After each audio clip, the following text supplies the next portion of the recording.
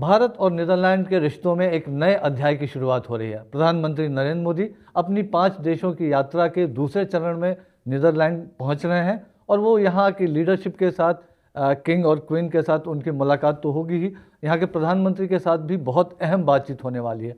क्यों ये यात्रा इतनी महत्वपूर्ण मानी जा रही है, इस बारे में बातचीत करने के लिए नीदरलैंड में भारत के राजदूत कुमार तुहिन हमारे साथ मौजूद हैं। सर, बहुत महत्वपूर्ण ये यात्रा मानी जा रही है, क्या उद्देश्य रहेगा? हमारे प्रधानमंत्री की नीदरलैंड यात्रा बहुत महत्वपूर्ण है।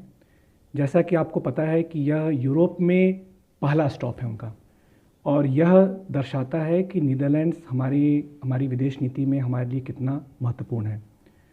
यहाँ यह भी हम लोग याद रखें कि प्रधानमंत्री की ये यात्रा उनकी दूसरी यात्रा है यहाँ पे, और 9 साल के बाद हो रही है।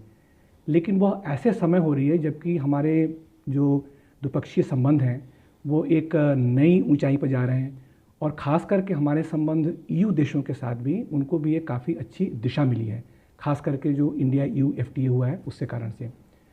एक पक्ष और भी मैं कहना चाहूँगा, वो यह है कि प्रधानमंत्री की यात्रा यहाँ की नई सरकार बनने के काफ़ी जल्दी ही हो रही है, इसलिए यह ऐसा मौका भी होगा जिसमें कि हमारे दोनों देशों के जो नेता हैं, जो हमारे जो लीडर्स हैं, उन लोगों को ये मौका मिलेगा एक दूसरे को समझने का, हमारी अपनी प्रायोरिटीज़ को, हमारे जो फोकस है उन्हें बताने का, आज तक की जो प्रगति हुई है उसको रिव्यू करने का। क्या ऐसे सेक्टर्स रहेंगे जिन पर ध्यान रहेगा? ट्रेडिशनली ट्रेड, इन्वेस्टमेंट है, इसके अलावा वाटर है, कृषि है, शिक्षा है या फिर स्वास्थ्य है। इन विषयों में भी काफ़ी हमारा कोऑपरेशन पहले से बहुत बढ़िया चल रहा है। लेकिन कुछ अभी हाल के वर्षों में जो नए जो सेक्टर्स हैं, जैसे कि सेमीकंडक्टर्स है, जैसे क्लीन एनर्जी है, जैसे कि ग्रीन हाइड्रोजन है, या फिर AI है, सो इन विषयों में भी बहुत सारी प्रगति हो रही है। तो मैं यह आशा करता हूँ कि इस यात्रा के दौरान हमारे शीर्ष नेताओं को यह मौका मिलेगा कि हमारे जो बायलैटरल रिलेशंस हैं उनको इन नई दिशाओं में ले जाने के लिए क्या काम किया जा सकता है, उसके लिए हमें एक सही दिशा और निर्देश दे पाएंगे। सबसे पहले हम ट्रेडिशनल सेक्टर की बात करते हैं। वाटर मैनेजमेंट, जो जल प्रबंधन है, उसमें अच्छा खासा सहयोग है भारत और नीदरलैंड का। तो जल प्रबंधन, कृषि को लेकर किस तरह से इस बातचीत के बाद नया डायरेक्शन मिलने की संभावना आप देख रहे हैं? दोनों सेक्टर्स में नीदरलैंड्स की विश्व में बहुत ही अग्रिम आई थिंक इनकी स्थिति है, स्थान है। क्योंकि आप देखिए कि पूरा का पूरा देश जो है यह समुद्र तल से कई मीटर नीचे औसत वहाँ पर है। दूसरा कि छोटा देश होते हुए भी विश्व में कृषि पदार्थों के उनके एक्सपोर्ट्स में और हॉर्टिकल्चर में इस देश का काफ़ी बड़ा स्थान है। यही ऐसे सेक्टर्स जहाँ कि हमें भी, हमारे यहाँ इंडिया में भी इनकी ज़रूरत है। कृषि हमारा भी काफ़ी हमारा फोकस है। प्रधानमंत्री जी ने खुद कहा है कि वो कृषि क्षेत्र में कितना वो चाहते हैं कि प्रगति हो। हमारे पास एक जॉइंट वर्किंग ग्रुप है वाटर में और एग्रीकल्चर में, दोनों में अलग अलग JWGs हैं और दोनों में काफ़ी अच्छा काम हो रहा है। वाटर के इलाके में 2021 में दोनों देशों के बीच जो शीर्ष स्तर की वार्ता हुई थी वर्चुअल, उसके बाद इसे हमें स्ट्रैटेजिक पार्टनरशिप में कन्वर्ट किया हम लोगों ने, और उसके बाद से ये बिल्कुल प्रयास रहा है कि कैसे हम लोग स्ट्रैटेजिक पार्टनरशिप को हम लोग और ज़मीन पर मूर्त रूप दे पाए हम लोग।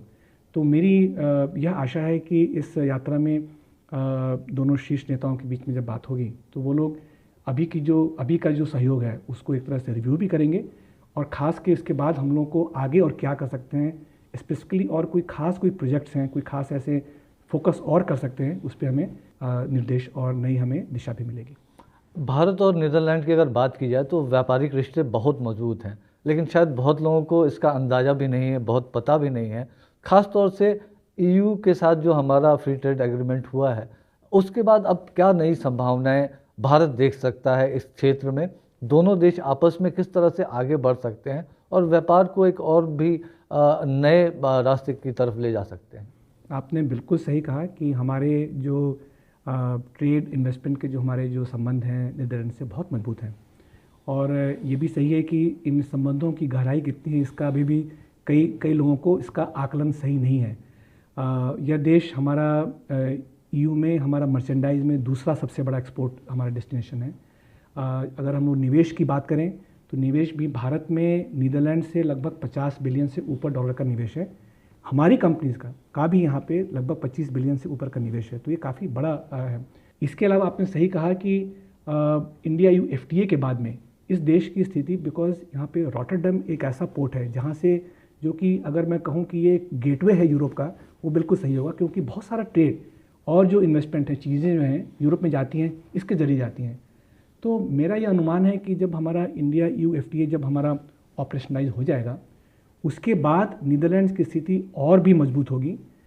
ये नहीं केवल बायलैटरल में तो होगी, लेकिन एज ए गेटवे, जहाँ से कि हम लोग पूरे यूरोप को हम लोग पहुँच पाएंगे और हमारी कंपनीज और भी बड़ी मात्रा में यहाँ पे निर्यात कर पाएंगी, दूसरी कंपनी के साथ संबंध कर पाएंगी, उसमें नीदरलैंड्स का स्थान और भी मजबूत होने वाला है। तो मैं बहुत ही आशान्वित हूँ कि इस विषय में हमें और भी अच्छे और मजबूत आई थिंक संबंध देखने की हम लोग को आशा है। दो चीज़ों पर प्रधानमंत्री नरेंद्र मोदी का आजकल बहुत ज़्यादा फोकस है। एक मिशन मोड में उन्होंने एक तरह से पूरे देश को इसको आगे बढ़ाने का संदेश दिया है। एक तो सेमीकंडक्टर का क्षेत्र है, हम जानते हैं कि बहुत ज़्यादा काम हुआ है बीते कुछ दिनों में, कुछ महीनों में आप कह सकते हैं। और दूसरा जो सेक्टर है ग्रीन हाइड्रोजन का।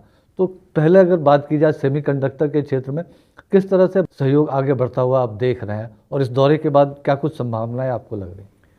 तो आपको जैसा पता हो कि हमारे दोनों देशों में प्रधानमंत्री स्तर पर जो कुछ समय पहले जो टेलीफोन पर बातें हुई थी 24 में, उसमें यह तय किया गया था कि हम लोग अपने संबंधों को एक स्ट्रैटेजिक एक आयाम देंगे।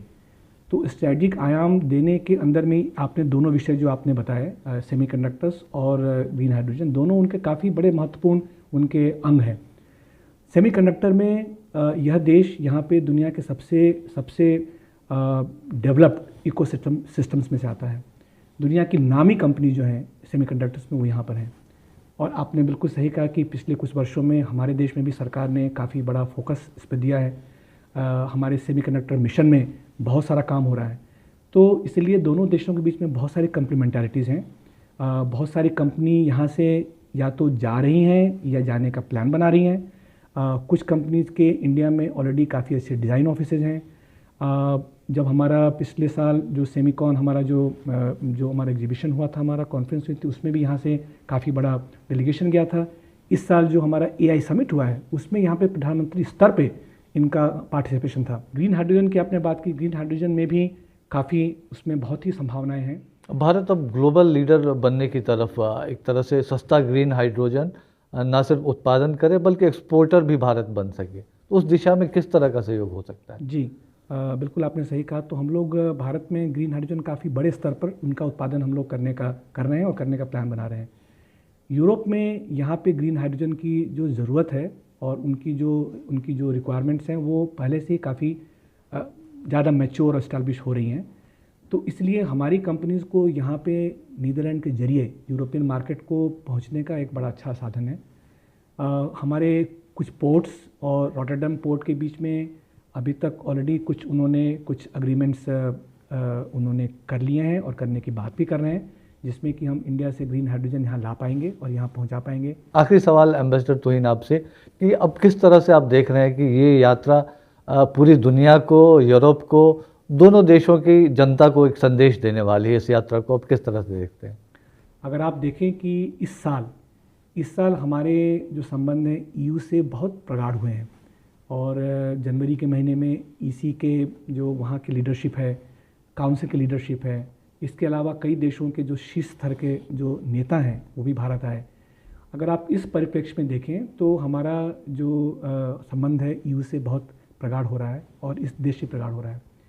यह एक स्तर पर यह भी दिखाता है कि जो आज की जो विश्व की जो परिस्थिति है, उस परिस्थिति में एक स्थायी और एक रूल बेस्ड जो ऑर्डर है, उसमें भारत और नीदरलैंड्स और यूरोपियन देश जो हैं दोनों को एक दूसरे की जो महत्ता है वो उसका सही उनका अंदाज हो भी रहा है और मजबूत भी हो रहा है। साथ ही साथ ये भी हो रहा है कि इन देशों को जो भारत की जो बढ़ती हुई जो हमारा जो प्रोफाइल है, हमारा जो रोल है विश्व स्तर पर, वो भी इनको एहसास हो रहा है कि हम एक विश्वसनीय, हम लोग एक इनके पार्टनर हैं और भारत के साथ में संबंध को जो है एक तरह से जो म्यूचुअली कम्प्लीमेंट्री और म्यूचुअली बेनिफिशियल जो होता है, उस तरीके से हम लोग उसको बढ़ा सकते हैं, इसका एक एहसास भी है।